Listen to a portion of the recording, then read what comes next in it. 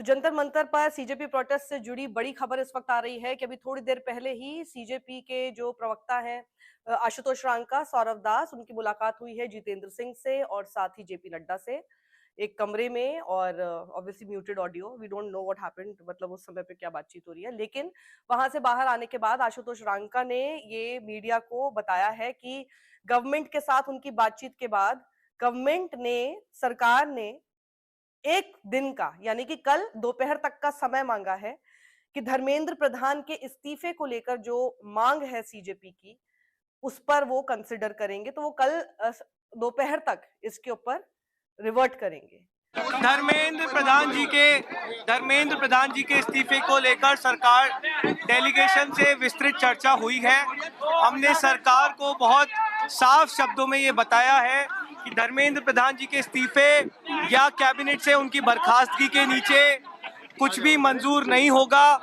पूरे देश भर में इस समय जहां अलग अलग आंदोलन चल रहे हैं, पूरे देश के युवाओं में जो गुस्सा है, जो आक्रोश है, एक सेंटीमेंट है, वो बहुत क्लियर सेंटीमेंट है that Dharmendra Pradhan has to resign और he needs to be sacked. सरकार से इस बारे में विस्तृत चर्चा हुई है। सरकार ने इस मुद्दे पर, इस पॉइंट पर जवाब देने के लिए कल दोपहर तक का समय मांगा है। और आशुतोष रांका आगे बोलते हैं कि हमको ये उम्मीद है कि जो सरकार है वो उन्हें जल्द ही हटाएगी अपने पद से, और गवर्नमेंट ने अपना इन प्रिंसिपल अप्रूवल दिया है हमारी दो दूसरी डिमांड्स को लेकर, जिसमें कि एक डिमांड है कि जो नीट के एस्पिरेंट्स थे जिनकी सुसाइड से मौत हुई, उनके परिवारों को कॉम्पनसेशन दिया जाए, और साथ ही जो स्टूडेंट्स के ऊपर एफआईआर और लीगल केसेस चलाए गए हैं, उनके वो सभी केसेस और एफआईआर विड्रॉ किए जाए, हटा लिए जाए। वहीं राहुल गांधी ने भी संसद परिसर में पत्रकारों से बात करते हुए, क्योंकि हमने देखा कि संसद में लगातार विपक्ष की तरफ से हंगामा और यही डिमांड कि इसके अलग कोई कार्यवाही संसद की नहीं होने दी जाएगी जब तक कि हमारी मांगे ना मान ली जाए। राहुल गांधी की क्या मांग है स्टूडेंट्स के इस प्रोटेस्ट से जुड़ी हुई? नरेंद्र मोदी के कल वो वीडियो बयान के बाद भी उन्होंने ट्वीट करके बोला था कि 3 हमारी मेजर मांग है और इससे नीचे और इससे हटकर कुछ भी बातचीत नहीं होगी। क्या बोला उन्होंने पत्रकारों को, सुनिए। अभी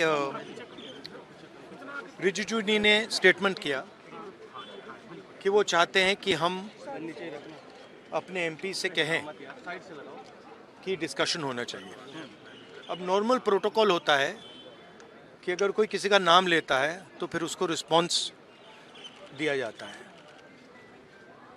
तो हमसे कहा कि हमें चर्चा करनी है। जब मैं उसका जवाब देना चाह रहा था, फिर मुझसे माइक ले लिया, मुझे अपॉर्चुनिटी नहीं दी। मगर मैं क्लियरली कहना चाहता हूँ, जो ऑपोजिशन का स्टांस है, 3 मांगे हैं स्टूडेंट्स की। पहली मांग, corrupt education minister has to go. Second, जिन लोगों ने स्टूडेंट्स पे आक्रमण किया, मारा, उन पर एक्शन, अकाउंटेबिलिटी। और third, that prime minister should apologise to the students. These are the 3 conditions. We are not going to have any conversation, any discussion before Mr. Pradhan is sacked. That's it. वही इस बीच में देखिए क्या ये लोग गड़बड़ करते हैं। निशिकांत दुबे जैसे लोग थक हार गए होंगे, हर तरह के टूल किट और कीवर्ड का इस्तेमाल कर लिया, जॉर्ज सोरोस फाउंडेशन का इस्तेमाल कर लिया, Khalistani link, Bangladeshi link, Pakistani link वगैरह वगैरह, कुछ काम नहीं कर रहा भैया जेनजी पर। जेनजी वहां पर आपकी क्या चल रहा है ना, इससे कोई मतलब ही नहीं है। तब ये देखिए सरकार एक तरफ बात करती है और ये एक तरफ ऐसे लोगों से, डिग्री दुबे जैसे लोगों से जब ऐसे बयान दिलवाते हैं ना, तो अपना खुद ही क्या बोलूं मैं, लेकिन कुछ नहीं असर होने वाला है। दिया मिर्जा जैसे लोग, दिया मिर्जा जैसे celebrity, salute to her, you know she is been taking a stand. और जब वो स्टैंड ले रही हैं तो उन्होंने एक बहुत अच्छी बात इसके अंदर ये बोली कि नरेंद्र मोदी के उस वीडियो बयान के बाद आप सोचिए, उन्होंने कहा कि 47 दिन लग गए आपको एक तो सबसे पहले सामने आने पे, और उसमें भी आपने कुछ कॉन्क्रीट, आपने एक बार भी जिन बच्चों की सुसाइड से डेथ हुई उनके बारे में आपने कुछ नहीं कहा। जो बच्चे हंगर स्ट्राइक पर हैं, सोनम वांगचुक हंगर स्ट्राइक पर थे, उनके बारे में कुछ नहीं कहा, उन बच्चों के बारे में आपने कुछ नहीं कहा। आपने ऐसी कोई भी बात जो कि आपको लगे, जो कि किसी को लगे कि देखिए हमारे देश के प्रधानमंत्री उठकर कम से कम ठीक है उन्होंने इस बात को एक्नॉलेज तो किया, कुछ भी नहीं, नथिंग एट ऑल। आप सोचिए 47 दिन लगे आकर बोलने में, और बोला क्या जिससे कुछ निकल के नहीं आया, बस एक सेल्फी मोड में हे फ्रेंड्स, उसके आगे कुछ नहीं। इस बीच में तरह तरह की अपील जो हो रही है, हाँ एक तो अपील भैया 26 तारीख को लेके ये पिंकी चौधरी, मुझे इनके लिए बहुत दुख हो रहा है, क्योंकि ये भी ना जेनजी को समझ नहीं पा रहे हैं। अभी तक इनका वीडियो वायरल हो चुका होगा इंस्टाग्राम पे, बच्चे देख चुके होंगे इनकी शक्ल। मैं पिंकी चौधरी को कहना चाहती हूँ कि ऐसी गलती मत कर देना, नहीं जाना चाहिए इनको, क्योंकि ये बोल रहे हैं कि मैं इन बच्चों के प्रोटेस्ट में जाके इन बच्चों को सबक सिखाऊंगा, और क्या क्या पूरा वायलेंस का थ्रेटन कर रहे हैं, जो कि इनकी आदत है। I really don't know what I should say. Pinky Chaudhary ऐसा मत करना, ठीक है। अ, जब मोदी सरकार बैठकर बात कर रही है तो आप किस खेत की मूली हो, जरा सोच लो।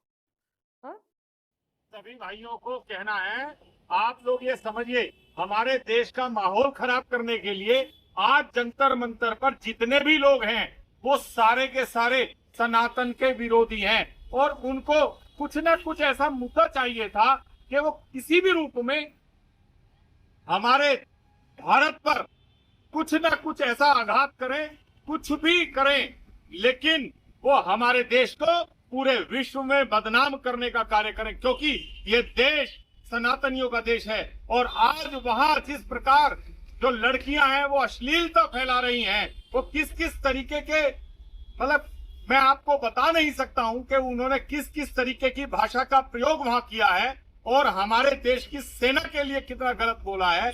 और वो वही लोग हैं, उमर खालिद, शर्जील इमाम, और जितने भी हमारे देश के टुकड़े करने चाहते हैं। और पार्टियों में अगर लें, सपा वाले, कांग्रेस वाले, और चंद्रशेखर रावण जो नया नया एक पौधा सा अपने आप को पेड़ मानने लगा है, उसकी भी बुद्धि ठीक करने का काम हम लोग, हिंदू रक्षा दल के योद्धा, हमारे देश की छवि हम दुनिया में बदनाम नहीं होने देंगे, पूरी ताकत के साथ उनका विरोध करेंगे। और हिंदू रक्षा दल के जितने भी योद्धा हैं, हम लोग देख रहे थे, हम लोग ये सोच रहे थे कि सरकार कुछ ताकत के साथ ऐसी कार्रवाई करेगी कि हमारे सनातन धर्म पर जिस तरीके से वो चोट पहुंचा रहे हैं, हमारे हनुमान जी के लिए, हमारी सीता माँ के लिए, हमारे राम जी के लिए जो आप शब्द वहां कहे गए हैं, उन जिन्होंने भी ये शब्द बोले हैं वो आज जंतर मंतर पर पूरी ताकत के साथ वहां लगे हुए हैं। और आज मैं पूरे देश के धर्म योद्धाओं से और अपने हिंदू रक्षा दल के योद्धाओं से एक बात कहनी चाहता हूं, आज उनको ठीक करने का काम, उनको मुंह तोड़ जवाब देने का काम, उनके पिछवाड़े लाल करने का काम अब हो गया है। हिंदू रक्षा दल ने आह्वान कर दिया है कि हम इतवार में 26 तारीख को दोपहर 12 बजे जंतर मंतर पहुंच रहे हैं।